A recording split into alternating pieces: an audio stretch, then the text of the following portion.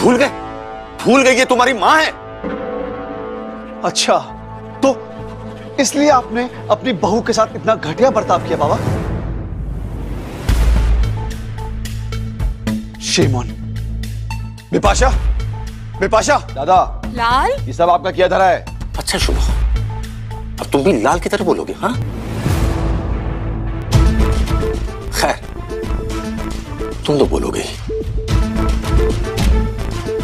क्या हुआ है? क्या चल रहा है यहाँ पर?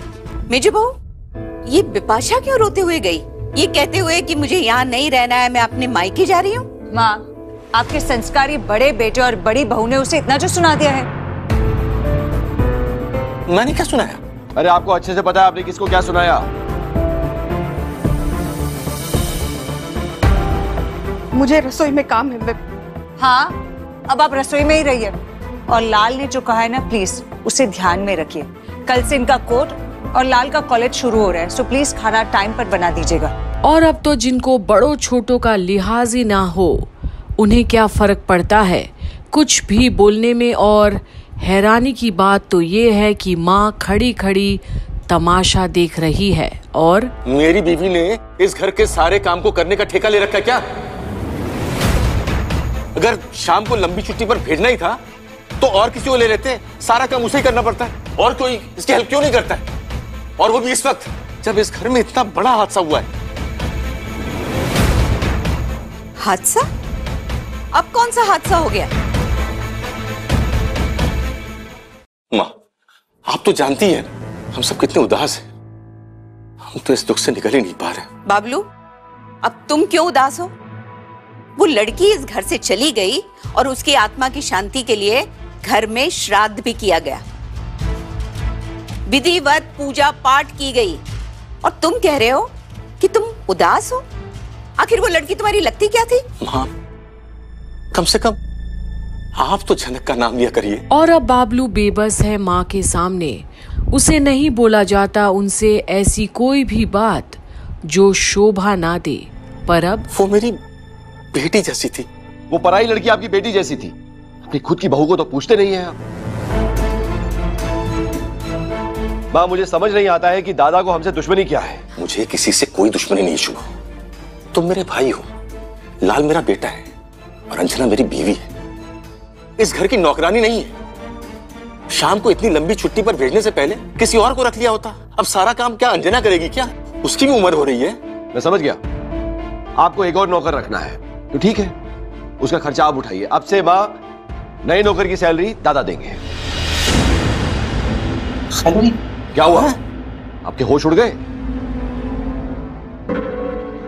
माँ, मैंने पहले भी कहा था, अब दोबारा कह रहा हूं कि इन लोगों के खर्चे के लिए मैं एक्स्ट्रा पैसे नहीं देने वाला।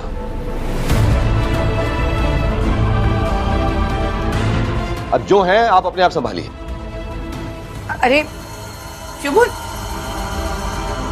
और अब एक बार फिर से पैसे पर ही बात आकर रुकी है। जो हर बार शुभो करते आया है वही कर रहा है।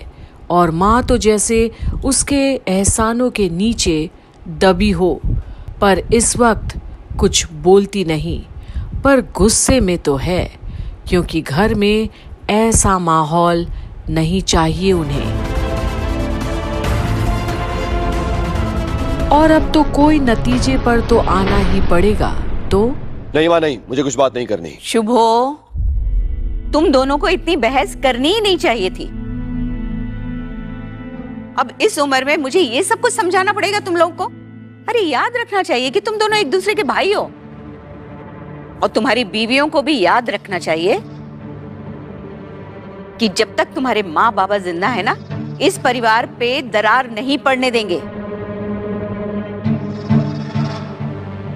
देखिए माँ, मैंने कुछ भी शुरू नहीं किया। लाल मेरा बेटा है, और अगर मेरे सामने वो अपनी माँ के साथ इस तरह से बात करेगा तो क्या मुझे उसे डांटने का अधिकार नहीं है? और जब भी मैं लाल को डांटता हूँ तो कोई ना कोई बीच में आ जाता है। हाँ, जैसे आप मेरे और मेरे बेटे के बीच में आते हैं, मिस्टर दीपांकर बोस। और अब सच शुभो के जुबान पर आ ही गया और माहौल बिल्कुल अब टेंस्ड है। शुभो, मैं तुम्हारे और अनिरुद्ध के बीच में कभी नहीं आया हूँ। दादा, आप हमेशा आते हो। इनफैक्ट आप और बॉडी हमेशा इंटरफियर करते हो। शायद आप लोगों ने कभी नोटिस नहीं किया होगा, लेकिन आज भी घर में जितने प्रॉब्लम्स चल रहे हैं, अगर अनी को कोई भी सपोर्ट कर रहा है ना घर में से, तो वो सिर्फ 3 लोग हैं, आप, बॉडी और वो छोटौन। और तो और आपके सपोर्ट की वजह से ही वो लड़की झनक इस घर में इतना लंबा टिक गई और आज हमें ये दिन देखने पड़ रहे हैं। अनी झनक को अपनी मर्जी से यहाँ लेकर आया था और मेरा मानना है अनी झनक को यहाँ पर सिर्फ इसलिए लाया था क्योंकि वो झनक की मदद करना चाहता था। मदद कर सके? एक बिन ब्याही लड़की से शादी करके कौन मदद करने लाता है दादा? हाँ? और उसने हमें क्या बताया था कि झनक को इस घर में एक नौकरानी की हैसियत से लेकर आया है। अगर वो इस घर में नौकरानी ही थी तो आप लोगों को उसको अपनी बेटी बनाने की क्या जरूरत थी? हमने उसे बेटी का दर्जा इसलिए दिया क्योंकि आप लोग बेवजह उसकी बेइज्जती कर रहे थे। और अब जब अंजना सच बोली है तो माँ को कहाँ पसंद आएगा ये बात। आखिर झनक के बारे में इन दोनों को क्या जरूरत है बातें करने की? उसे ये महसूस हो कि वो हम में से एक है, हमने उसे हमारी बेटी माना। बॉडी, एक नौकरानी हम में से कैसे हो सकती है?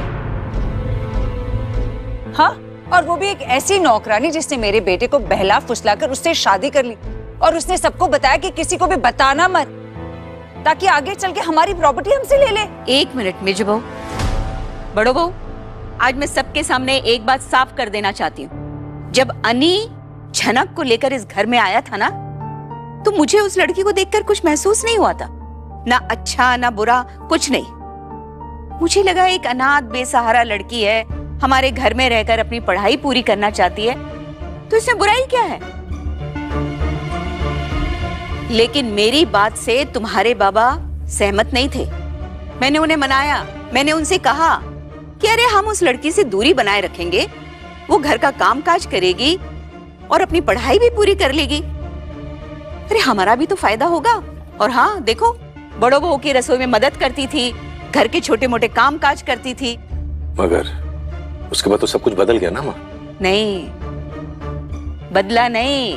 जब हमें पता चला कि वो लड़की शादीशुदा है, अनी से जबरदस्ती उसने शादी कर ली थी और इस बात को घर वालों से छुपाया था। और आज पहली बार माँ भी झनक के बारे में वो सच बोली है जो उन्होंने महसूस किया है। पर यहाँ भी झनक को ही चालाक साबित कर दी वो। पर अंजना और बाबलू को पता है कि ये सारी सच्चाई नहीं है। जो सच है उसे अलग तरीके से पेश किया गया है ताकि शुभो और तनुजा खुश रहें। पर अब आगे क्या होगा यहाँ, जहाँ बिपाशा लाल से शुरू हुई बात पर इतना बवंडर मच गया है घर पर, ये देखने के लिए आप भी बने रहिए कंप्लीट बॉलीवुड पर, जहां आप देख रहे हैं झनक की सारी अपडेट्स।